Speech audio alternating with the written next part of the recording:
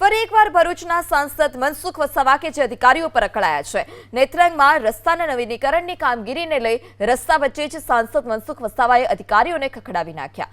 રસ્તાના નવીનીકરણ માટે સાંસદે 50 લાખની ગ્રાન્ટ ફાળવી હતી, પરંતુ સામાન્ય વરસાદમાં જ રસ્તાનું ધોવાણ થઈ ગયું હતું, જેને લઈ સ્થાનિકોએ સંસદને રજૂઆત કરી। ત્યારે ખુદ સાંસદ આજે સ્થળ પર પહોંચ્યા અને રસ્તાની હલકી ગુણવત્તાનું કામ થયું હોવાના આરોપ સાથે અધિકારીઓને તતડાવ્યા પણ।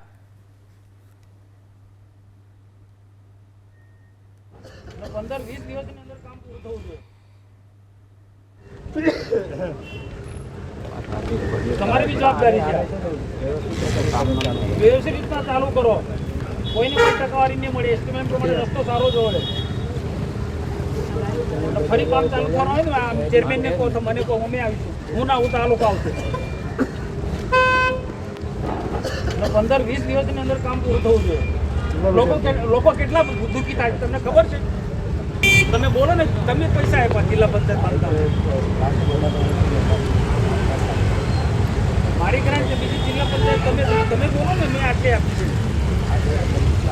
એમાંથી 1% ખાવાના